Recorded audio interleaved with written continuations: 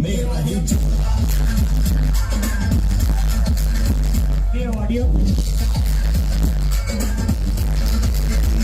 श्री केदार, हर हर महादेव दोस्तों, हर हर महादेव। कैसे आप सब लोग? एकदम मस्त ना। तो दोस्तों आज की वीडियो जो होने वाली है ना, ये वीडियो ऑन डिमांड है। आप लोगों के प्यार में ये वीडियो ऑन डिमांड है, क्योंकि आप लोग चाहते हैं कि मैं जो अभी रिसेंटली हमारी 12 तारीख को मुजफ्फरनगर में बालाजी शोभा यात्रा जो निकली है ना, बालाजी जन्मोत्सव, हमारे बालाजी जन्मोत्सव के उपलक्ष्य में जो बालाजी शोभा यात्रा निकली है, उस पे आप लोगों की डिमांड है कि राकेश भाई हम लोग चाहते हैं कि आप इस यात्रा पर अपना रिव्यू दें, और खास तौर से एक डीजे जो छत्तीसगढ़ से बाहर से आया था उस पर भी आप अपनी राय दें कि वो कैसा बजा है या क्या उसकी परफॉर्मेंस रही है। तो सारी बातें करेंगे हम आज की इस वीडियो में। तो शुरू करें आज की वीडियो। तो शुरू कर लेते हैं आज की वीडियो। तो आपको बस सिर्फ एक काम करना, वीडियो को फटाक देने से कर लो लाइक, और जिन लोगों ने अभी तक चैनल को सब्सक्राइब नहीं किया वो लोग चैनल को कर लीजिए सब्सक्राइब। तो शुरू करते हैं आज की वीडियो। तो दोस्तों मैं 11 अप्रैल की शाम को ही मुजफ्फरनगर पहुंच गया था। वहां पर जाते सबसे पहले मैंने शिव चौक पे अपने भोले बाबा के दर्शन किए, और उसके बाद मैं पहुंचा बालाजी धाम। वहां पर बालाजी महाराज के दर्शन करने के बाद मैंने वहां पर यह प्लान बनाया कि भाई अब इसको यात्रा को मैं दिखाऊं तो दिखाऊं किस तरह से। तो सबसे पहले दिमाग में यही आया कि चलो चलते हैं, पहले करते हैं सेटअप की बात। कौन सा सेटअप कहां पर तैयार होता, उसको मैंने तलाश करना शुरू किया। तो क्योंकि सारे के सारे सेटअप इस बार प्रशासन की जो गाइडलाइंस थी ना, उसके अकॉर्डिंग ही तैयार होने की संभावना बनी हुई थी कि भाई उसी के अकॉर्डिंग बनेंगे, अदरवाइज यात्रा में कुछ ना कुछ गड़बड़ हो सकती है। प्रशासन आप लोगों के सेटअप को बाहर निकाल सकता है, तो इसलिए ज्यादातर सेटअप इधर उधर तैयार हो रहे थे और एक दूसरे के बारे में जानकारी नहीं दे रहे थे कि भाई कौन सा सेटअप कहां पर है। हाँ, लेकिन अपना और आप लोगों का एक रिश्ता बना हुआ है, तो मैं एक एक करके सभी सेटअप के पास पहुंचता रहा। तो इस चक्कर में सारी रात ही हो गई, कभी किसी सेटअप पर, कभी किसी सेटअप पर, कभी किसी सेटअप पर। हाँ, और अगले दिन के लिए कि भाई अगले दिन को लिए भी थोड़ी सी एनर्जी बचा के रखनी है, तो सुबह के टाइम 4 बजे जा करके मैं अपना दोस्त जो हिमांशु शर्मा है और शिव चौक के पास ही रहता है, और हमेशा की तरह उसी के पास मेरा रुकना होता, तो जा करके मैं और वो, क्योंकि दोनों ही घूम रहे थे हम लोग सारी रात, तो जा करके हम लोग सो गए। सुबह उठे हम 7:30-8 बजे करीब। सबसे पहले उठते ही फोन आया सगुन डीजे से कि राकेश भैया टेस्टिंग लगने वाली, आप फटाक देने से आ जाओ। ऐसे ही बिना मुंह धोए फटाक देने से पहुंच गया मैं सगुन डीजे पे। वहीं पर जाकर के हैंडपंप से मैंने अपना मुंह धोया, और वहां पर उनके साउंड टेस्टिंग देखने के बाद फिर आ गया परी डीजे वाले का फोन कि राकेश भाई कहाँ हो, हम लोग टेस्टिंग लगा रहे हैं। तो फिर वहीं से सीधे पहुंचे हम परी डीजे सेटअप पर। 2 डीजे सेटअप की हम लोगों ने टेस्टिंग देख ली। उसके बाद और कई डीजे के फोन आने शुरू हो गए, राकेश भाई आप कहाँ हो, हम टेस्टिंग लगा रहे हैं, हमारी टेस्टिंग लग रही है, आप नहीं आए। मैंने बोला भाई बहुत देर हो चुकी है, अगर मैं इसी चक्कर में लगा रहा तो यात्रा कवर नहीं कर पाऊंगा। मैं फटाक देने सी रास्ते में पहुंचा, क्योंकि भाई साहब भूख भी लगने वाली। हमने लिए अपने लिए खस्ता कचौरी पैक कराई और लेकर के सीधे पहुंचे घर पे। नहाने के बाद, फ्रेश होने के बाद हमने फटाक देने से लजीज खस्ता कचौरी का नाश्ता किया, और उसके बाद हम सीधे पहुंचे मंदिर। और मंदिर पे पहुंचने के बाद वहां से पहुंचे हम लोग सीधे मंडी, क्योंकि वहां पर सभी डीजे का जमघट मेला लगना शुरू हो गया था। तो वहां पर इतना प्यार मिला, आपके भाई को इतना प्यार मिला, पब्लिक ने हाथों हाथ दिल से लिया। हाँ, और इतना स्वागत किया। उसके बाद की अगर मैं बात करूं ना, अब आ जाते हैं दोस्तों मेन मुद्दे पर। मेन मुद्दे की बात यह है कि सबसे पहला जो कंपटीशन मुझे देखने को मिला बालाजी शोभा यात्रा के अंदर, वो वही मिला जिस पे सबकी निगाहें थी। सबसे पहला डीजे कंपटीशन दिखाई दिया देव ऑडियो छत्तीसगढ़ और सगुन डीजे के बीच। भाई साहब क्या बढ़िया कंपटीशन हुआ, भाईचारे वाला कंपटीशन हुआ। यहां ही से स्टार्ट करते हैं अपनी असली बात। दोस्तों आप लोग मांगते हैं कि भैया राकेश भाई देव ऑडियो छत्तीसगढ़ का आया था, उसके बारे में आप अपने रिव्यू दो। तो दोस्तों अगर मैं यहाँ की बात करूँ, इसी कंपटीशन से रिलेटेड मैं बात करता हूँ। देखो देव ऑडियो वाले, और यानी कि छत्तीसगढ़ वालों और यूपी वाले, खास तौर से मेरठ, मुजफ्फरनगर, हरिद्वार की बात अगर हम लोग करें, तो यहाँ के टेस्ट में बिल्कुल जमीन और आसमान का अंतर होता है। वहाँ पर क्या है, वहाँ पर अगर आप बेस या प्रेशर लगा रहे हैं तो उसके साथ जो आपका गाना आया उसकी क्वालिटी पे ध्यान दिया जाता है, यानी कि उसकी वॉइस पे ध्यान दिया जाता है कि गाना क्लियर बजे। मोस्टली वहाँ पर जो ध्यान दिया जाता है वो गाने के ऊपर दिया जाता है, आवाज़ के ऊपर।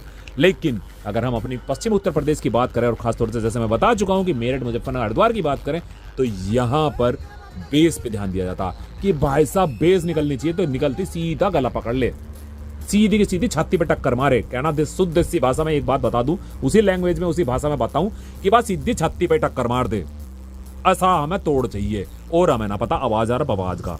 तो ये वाला दोस्तों, ये वाला यहाँ पर ट्रेंड चलता है और ये मैंने खुद से भी महसूस करा। जब सगुन बजा ना भाई साहब, मेरा गला ही बैठ गया, मेरा गला एकदम से पकड़ लिया, बिल्कुल जाम सा कर दिया था, हालत एकदम से खराब हो रही, सीधी छाती में टक्कर सी लगी थी बेस की। तो ये ट्रेंड है हमारे यहाँ का। हाँ, और मैं बता चुका छत्तीसगढ़ का क्या ट्रेंड है। तो इन दोनों का वैसे तो कहीं मेल था नहीं इस कंपटीशन का कि भाई देव ऑडियो और सगुन, क्योंकि सगुन आज के टाइम में पिछले 1-1.5 साल से भाई साहब यूपी के अंदर ना, खासतौर से पश्चिमी यूपी के अंदर जो बड़े बड़े डीजे सेटअप है ना, उनको पीछे धकेलता हुआ बड़ी तेजी के साथ आगे बढ़ रहा है और अपना बेस में ही नाम करता जा रहा है। तो यहाँ अब बात कर लेते हैं फाइनल रिव्यू में। दोस्तों, जब अगर देव ऑडियो की बात करें, देखो वो बंदा बड़ा मस्त है। वहाँ पर सिर्फ देव ऑडियो की बात नहीं करूँ मैं, जो मैं अभी रिसेंटली आप लोगों ने देखा था, मैंने छत्तीसगढ़ का दौरा करके आया था, वहाँ पर मैंने पावर जोन को सुना था, स्वर्णमाला को सुना था, और भी कई डीजे हैं जिन लोगों को मैंने सुना था। तो वहाँ पर क्या है कि वहाँ पर लोग बाग, मैंने बताया ना कि गाने की आवाज़ पे बहुत ज़्यादा क्लियर रहते हैं, यानी जिसको बोल रहे हैं आजकल क्वालिटी क्वालिटी क्वालिटी। तो क्वालिटी वाले डीजे हैं वो, कि वहाँ पे क्या चीज़ है कि वहाँ पर कोई भी रैली होती है, कोई भी प्रोग्राम होता है ना, तो वो पब्लिक को नचाते हैं, यानी पब्लिक के ऊपर फोकस करते हैं कि भाई जो हमें देखने आई सुनने आई, हम उसको थिरका सकें, उसको नचा सकें। तो वहाँ का जो मेन बेस है ना, वो ये ट्रेंड चलता है। वहाँ के जो डीजे, तो जो वहाँ का ऑपरेटिंग है, जो जॉकी है, वो साथ में फील करता है, खुद में फील करता है कि हाँ भाई मैं कुछ बजा रहा हूँ। अगर मुझको खुद में इंटरेस्ट आ रहा है तभी तो मैं सामने वाले को इंटरेस्ट दे सकता हूँ, तभी तो मैं सामने वाले के पैर उठा सकता हूँ कि भाई नाच। तो वो खुद में महसूस करता है कि हाँ भाई मैंने ये गाना बजाया, वो खुद में थिरकता है, वो खुद में नाचता है, सामने वाली पब्लिक के अंदर जोश भरता है, सामने वाली पब्लिक को नचाने पे मजबूर करता है। तो ये ट्रेंड है छत्तीसगढ़ के डीजे में, और यही ट्रेंड लेकर के देव ऑडियो हमारे यूपी मुजफ्फरनगर में आया था। तो उसने यहाँ पर भी यही काम किया, उसने हर बंदे को नचाया, यहाँ तक कि मैं भी नाचा, यहाँ तक कि मैं भी नाचा। और नाचने की अगर मैं बात करूँ तो दोस्तों, जब भी म्यूजिक बजता है ना, मेरे पैर खुद ब खुद उठ जाते हैं। उम्र एक नंबर है, उम्र एक नंबर है, लेकिन मेरा जो जज्बा है, जो मेरा बचपन है ना, जो मेरे अंदर बच्चा है, वो बाहर निकल आता है जब एक अच्छा म्यूजिक बजता है। मैं अगर एक सेकंड लूँगा, आप लोगों को ज़्यादा टाइम नहीं लूँगा। जब भी कभी बारात जाती थी ना घर के बाहर से, तो बैंड बाजा बजता था, तो मेरे पैर खुद ब खुद थिरकने लगते थे। और अगर हल्का सा भी किसी जानने वाले की बारात होती थी ना, तो भाई साहब 2 मिनट 5 मिनट को नाचना जरूर था मैं घर के बाहर, और अपना फिर दोबारा से घर के अंदर। तो ये मैं बता रहा हूँ, इसलिए मेरे पैर उठ जाते हैं। तो मैं अपना शौक कभी मारता नहीं हूँ, दिल तो बच्चा है जी, हमेशा जिंदा रखता हूँ। तो बात मैंने देव ऑडियो की करी है कि भाई वो लोग इस चीज़ को लेके आए थे। बेस भी है उनके पास, मैं कहने लगूँ नहीं बेस नहीं रखते, बेस भी है। और बेस का एक चीज़ मैं आप लोगों को यहाँ बिल्कुल क्लियर कर दूँ कि जब गाना बजाते हैं ना, वो जैसे कोई वर्ड चल रहा है तो वो गाने में वर्ड बिल्कुल क्लियर आता है, लेकिन जैसे पीछे म्यूजिक सा आता है ना, वहाँ पर वो बेस का पंच मारते हैं और वो मिक्सिंग बड़ी प्यारी होती है। वो अलग से नहीं लगती कि हाँ भाई गाना अलग चला गया या म्यूजिक अलग चला गया, अब इन्होंने बेस दिखा दी, नहीं, वो ऐसा लगता है कि हाँ इसी गाने के अंदर की बेस निकल के आई है, ऐसा मैंने वहाँ पर महसूस किया है। तो ये छोटी सी बात है, और इसमें ना कोई बड़ा है ना कोई छोटा है, उनका टेस्ट अलग है छत्तीसगढ़ वालों का, हमारा यूपी वालों का टेस्ट अलग है। हम बेस सुनते हैं, हमें पंच लगता है, हमें महसूस होना चाहिए कि हाँ भाई हमारे सामने से बेस आई और हमारी छाती में लगी और आर पार से निकल गई, हमारा गला पकड़ लिया। तो दोनों अपनी अपनी जगह ठीक हैं, लेकिन अगर दोनों को मिक्स कर दिया जाए ना, छत्तीसगढ़ वाले अपनी बेस पे थोड़ा काम करके आवाज़ के साथ बढ़ा ले और हम लोग अपनी बेस के साथ गाने को बिल्कुल क्लियर कर ले, तो एक सोने पे सुहाना हो जाएगा। तो ये था एक छोटा सा रिव्यू आप लोगों के लिए देव ऑडियो, जो हमारे यहाँ छत्तीसगढ़ में से चल करके मुजफ्फरनगर बालाजी शोभा यात्रा में आया था। फाइनली इतना बता सकता हूँ कि नाम कमा के चला गया, नाम करके चला गया कि हाँ भाई कोई आया था। लास्ट ईयर सार्जन आया था, उसका भी नाम हुआ था कि अच्छा था, अच्छा सेटअप था, अच्छा सुनने को मिलता, लेकिन वहाँ गड़बड़ हो गई थी कुछ, जो हमें वो उसका सुनने को नहीं मिला था। लेकिन हाँ, देव ऑडियो पूरे टाइम पूरी रात बजा, एक अच्छा बजा, लोगों का अच्छा मनोरंजन किया है। और हमारे वहाँ के जो सेटअप थे, मैं फिर बता रहा हूँ, जिसके अभी फिलहाल एक ही डीजे की बात हो रही, सगुन की, इसलिए कोई भी भाई इसको किसी भी तरह से नेगेटिविटी में ना लेके जाए इस वीडियो को, कि यहाँ पर एक कंपैरिजन नहीं किया गया, यहाँ पर कुछ नहीं किया गया, यहाँ पर सिर्फ और सिर्फ प्यार मोहब्बत से बात करने की कोशिश करिए कि हमारा टेस्ट अलग है, वहाँ का टेस्ट अलग है। और दोनों को मैं बता चुका हूँ, दोनों को अगर मिक्स कर दिया जाए ना, तो भाई साहब तोड़ नहीं होगा इस बात का कि गजब के सेटअप बजेंगे, गजब के ही। तो ठीक है ना, ये रिव्यू था आज का देव ऑडियो के लिए। तो मिलते हैं एक नई वीडियो पर, एक नई वीडियो, क्योंकि अभी आपको बालाजी की बहुत सारी ऐसी चीज़ें हैं जो मैं अभी तक आप लोगों को दिखा नहीं पाया हूँ, वो वीडियो डाल नहीं पाया हूँ। तो रिसेंटली एक और वीडियो आएगी, उसका स्वागत करना, दिल से स्वागत करना। तो चलते हैं ना दोस्तों, फटाक देने से कमेंट कर दो कैसी लगी, या मैंने आपको बोर किया या एक अच्छी जानकारी दी, ये कमेंट करके ज़रूर जाएं। तो मिलते हैं फिर। जय श्री केदार, हर हर महादेव, हर हर महादेव।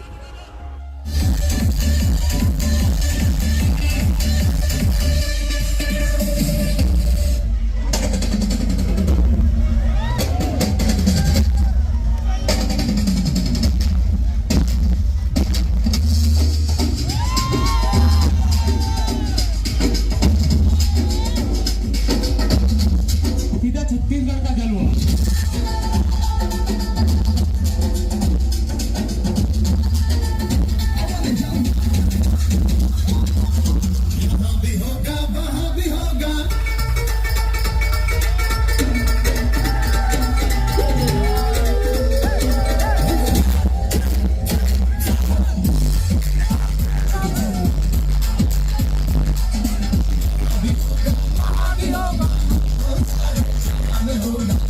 मेरा ही